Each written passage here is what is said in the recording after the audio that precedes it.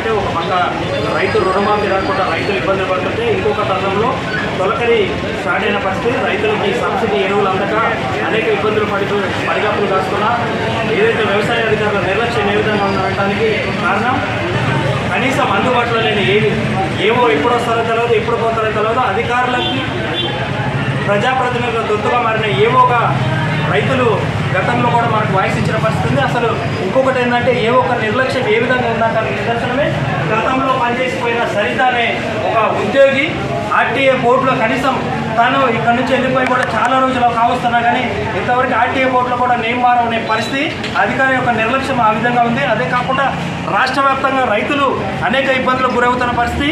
ఒక పక్క రుణమాఫీ రావట్లేదు, అదే కాకుండా సొసైటీ ఎరువులు గుత్తేదారుల ఫెర్టిలైజర్ షాపులకు మారిపోతున్న తరుణంలో అసలు ఏం జరుగుతుంది, ఎందుకు అందుబాటులో లేదు. అదే కాకుండా ఏదైతే నిన్న మనం చూసినామో DCP bank director Jangaon Kotaiah గోడౌన్లో దొరికిన ఎరువులు ఏవైతే ఉన్నాయో ఆ ఎరువులకి సంబంధించిన బిల్లులు ఏవైతే ఉన్నాయో ఇక్కడ నుంచి అగ్రికల్చర్ ఆఫీస్ నుంచి బదిలీ అయిన పరిస్థితి. అదే కాకుండా గతంలో ఇక్కడ పనిచేసిపోయిన ఎవరైతే మహిళా అధికారి ఉన్నారో ఏడీఓ తన యొక్క చేతివాటం ఏ విధంగా ఉందంటే నిదర్శనమే తను ఏవైతే ఇక్కడ నుంచి ట్రాన్స్ఫర్ అయిపోయే మూమెంట్లో తనకి సన్మాన కార్యక్రమం కూడా ఆ జనగాం కోటయ్య అతి ఉత్సాహం ప్రదర్శించి తనకి సన్మాన కార్యక్రమాలు కూడా చేసిన పరిస్థితి. ఒకసారి ఆఫీసులో చూద్దాం అధికారి ఇంతవరకు రాని పరిస్థితి, అధికారుల పర్యవేక్షణ ఎంత దారుణంగా ఉంది. అదే కాకుండా రైతుల యొక్క నటించే విధంగా సబ్సిడీ ఎరువులు గుత్తేదారుల ఖాతాలోకి వెళ్తున్నా కానీ ఎందుకు పట్టించుకోవట్లేదు. దీనిపైన ఒకసారి ఏదైతే డివిజన్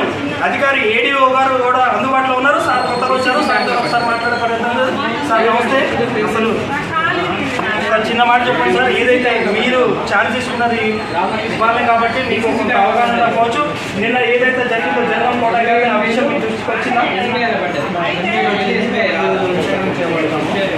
ఇన్స్పెక్షన్ కండక్ట్ చేస్తాము. కండక్ట్ చేసి శాఖపరమైన చర్యలు తీసుకోవడం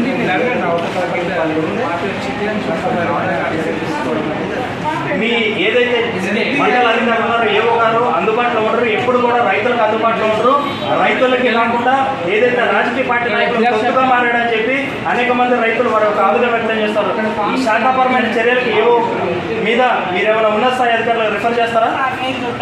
అటువంటి ఏమైనా మాకు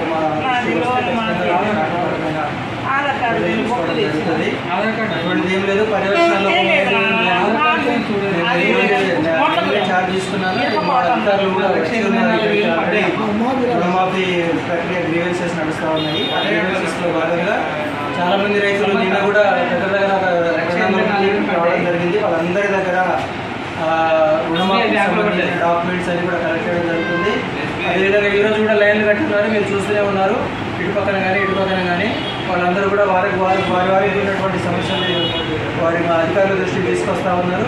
మరి ఖచ్చితంగా రుణమాఫీకి సంబంధించిన పోర్టల్లో మేము అప్లోడ్ చేసి వాళ్ళకు న్యాయం ఎవరైతే ఎలిజిబుల్ ఉన్నారో అటువంటి రైతులకు ఖచ్చితంగా న్యాయం చేస్తామని చెప్పేసి ఈ సందర్భంగా అందరికీ తెలియజేస్తా ఉన్నాము. ఒక చిన్న మాట సార్, మీరు వచ్చినప్పుడు విధానం వేరు. గతంలో ఏవైతే మీ పొజిషన్లో ఉన్న అధికారి ఎవరైతే ఉన్నారో మహిళా అధికారి ఎప్పుడు అందుబాటులో ఉండకపోతే, అదే కాకుండా అధికారి అందుబాటులో ఉండేది ఓన్లీ ఏదైతే గుత్తేదారులు ఉన్నారో ఫెర్టిలైజర్ షాప్ వాళ్ళకి కానీ రాజకీయ పార్టీ నాయకులు కానీ. ఇప్పుడు మీరు వచ్చినప్పుడు ఉన్న క్యూ లైన్కి గతంలో మీరు రావడానికి ముందు ఉన్న క్యూ లైన్కి చాలా డిఫరెన్స్ ఉంది. ఆ విజువల్స్ కూడా మాట్లాడున్నాయి.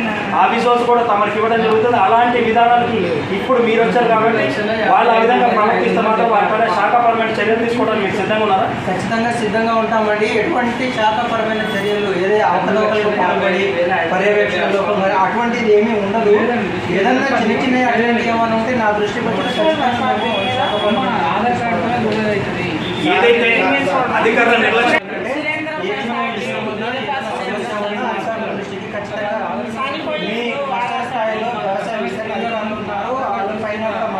అధికారులు ఉన్నారు, వాళ్ళపైన సహాయ వ్యవసాయ సంచాలకులు ఉంటారు, వారి ఉన్నత స్థాయి అధికారులు ఉన్నారు. కాబట్టి వారి యొక్క సమస్యలను మా దృష్టికి తీసుకొస్తే ఖచ్చితంగా వారికి ఎటువంటి న్యాయం చేయాలో అటువంటి న్యాయం చేస్తామని ఇక్కడ ఉన్న కొంతమంది రైతులు కూడా ఉన్నారు. వారి యొక్క ఆవేదన కూడా ఒకసారి వినే ప్రయత్నం చేస్తాం. చెప్పండి సార్. ఇప్పుడు 11 ఇంటికి అది వస్తారు అధికారులు, రైతులు పని పోతారా? ఇప్పుడు 11 ఇంటికి వస్తే ఇంత లేట్ చేస్తారు. మళ్ళీ ఈ ఆఫీస్ నుంచి ఈరియా కట్టబోయేది, ఈరియా కట్ట లైన్లు ఉంటే ఈరియా కట్ట దొరకట్టే. మరి ఈ ఆఫీస్ నుంచి జనగల్ కొట్టడానికి కూడా ఈరియా కట్టలు పోతుంది. ఈ అధికారుల లోపల లేకపోతే ఈ రైతుల లోపల పోతున్నాయి. మందు కట్టలు అక్కడ ఉన్న లైన్లు నిలబెట్టి మందు కట్టలు చేస్తే ఒక రోజు 2 కట్టలు ఇటువంటి ఇబ్బందులు మన అధికారులు చేసుకుంటే కదా సార్, ఏ పార్టీ కూడా లేదు. అధికారులు చేయబట్టిగా ఈ రైతులు ఇట్లా మొత్తం వస్తుంది. అందువల్ల రైతులు కూడా ఈ అధికారులు మంచిగా చూసుకోవాలని అటువంటిది ఏం లేదు. ప్రతి ఒక్క రైతుకి యూరియా మేము సప్లై, యూరియా చాలా నిల్వ ఉంది. అటువంటిది ఏం లేదు. ఏదైనా ఉంటే మీరు నా దృష్టికి తీసుకురండి. అవసరమైతే ఇంకొక సేల్ కౌంటర్ ఏర్పాటు చేద్దాము. ఇప్పుడు సొసైటీలో యూరియా మేము పుష్కలంగా నిల్వ ఉంచడం జరిగింది. రైతులకు సమస్య కలిగితే నా దృష్టికి తీసుకురండి. అవసరమైతే ఇంకొక సేల్ కౌంటర్ ఏర్పాటు చేస్తాను. నేను ఈరోజే ఇన్స్పెక్షన్ కండక్ట్ చేస్తాను. అక్కడికి వెళ్ళి ఏవైతే అధికారులు కానీ రైతులు కానీ వారి యొక్క రైతులు ఏదైతే ఆవేదన వ్యక్తం చేస్తారో దానికి అధికారిగా నేను ఇవాళ నిన్ననే చార్జ్ తీసుకోవడం జరిగింది. కాబట్టి గతంలో పనిచేసిన సిబ్బంది ఏవైతే నిర్లక్ష్యం వహించి ఉంటే వారిపైన శాఖాపరమైన చర్యలు కూడా నేను ఉన్నత స్థాయి అధికారులకు రిఫర్ చేస్తా.